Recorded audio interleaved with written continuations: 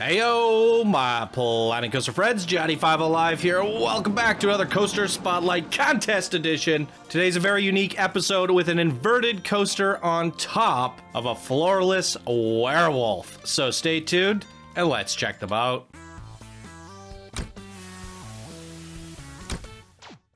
Welcome back, everyone. Hope you're all doing great today. We're getting right on into things with Nightfall Dueling Coasters, created by XPR3Z, and here they say, when the sun goes down and the moon appears, something strange happens in Transylvania. Two monsters fight each other until dawn, but who wins the eternal battle? The vampires or the werewolves? Find out now. And ride preferences say seat view in the first row, inner seats. Time of day is controlled by the triggers. On ride during daytime, please. Cinematic might be a bit glitchy because the enclosed lift hill. Time of day has been controlled by triggers. On ride during daytime, please. I don't know what that means. Let's get into it.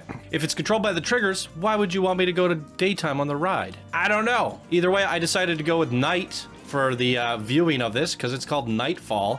The lighting is subtle and split between red and blue. I like it. It's really, really cool. I think we're going to start with the red one. That's the queue. This is the queue. Wow. Okay. It's looking super immersive. Tons of details. Very menacing. Lighting's beautiful once again. The buildings are very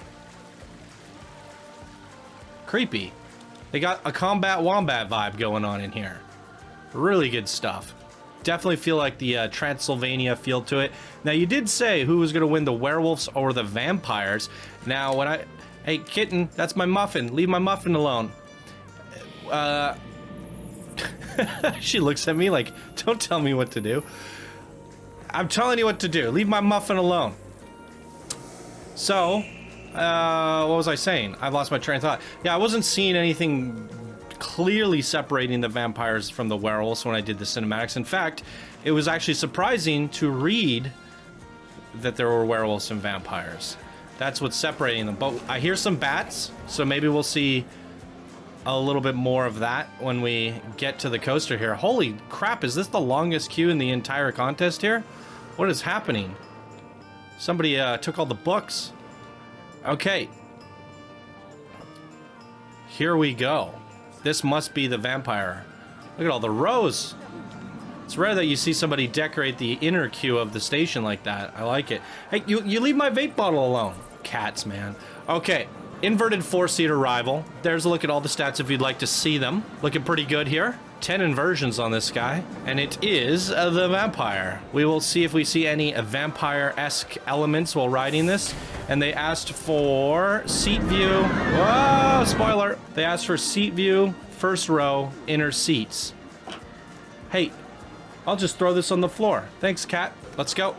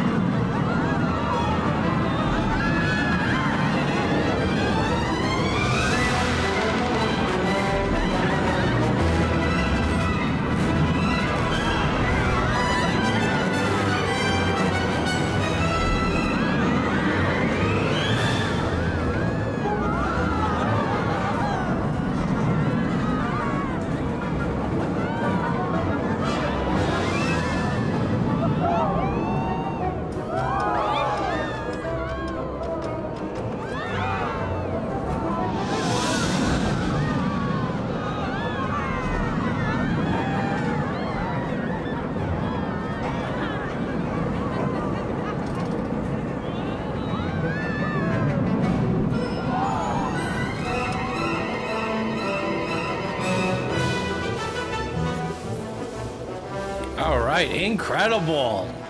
Let's head over to the Werewolf. Where do we even begin? Where do we begin? I am lost. I am lost. Here we go. And there is the queue. Yeah, really like the design of the buildings. I really appreciated the lift hill. So much going on in there.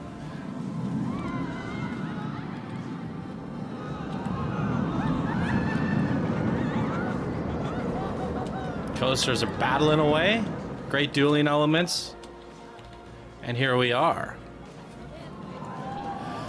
So, this one is the floorless werewolf for a werewolf coaster. Very fitting indeed, and I think we're going to go at the back of the train.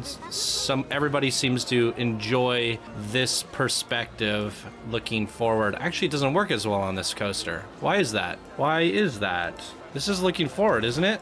Is there a way I can bump up higher? Guest facing and spin it around? And maybe car 7? Let's try this. I don't really have much of a choice.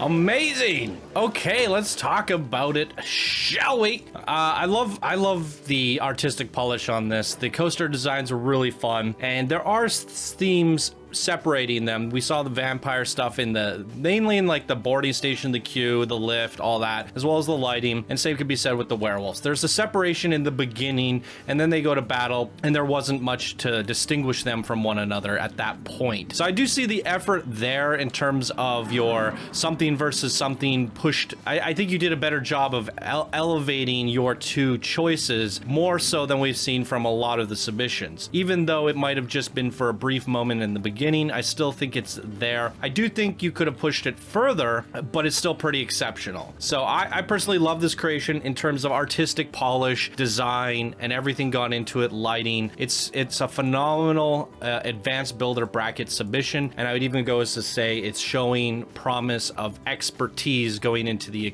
expert builder bracket. This is what I expect to see from an advanced builder who wants to be promoted to expert. So absolutely amazing stuff on this one, X Pure 3Z. I definitely think this is putting you in the running bracket to become an expert builder. It stands out from the rest. In terms of wow factor, I think it's all there in terms of the build. When you first open it up, you go, wow, these are incredible. The way you have the composition there between the inversion, the double dueling inversion, right between the clock towers here, the light separating both sides, it's impressive looking. So I think you stand out in the bracket as a very strong submission, and I definitely think this is a top contender for the advanced builder bracket. What did you guys think? Leave your comments down below for X Pure 3Z, and that's gonna do it for me in today's video. If you guys enjoyed, please do leave a like. Thank you all so much for watching. I hope you have a wonderful day, and I'll see you in the next submission. Bye now.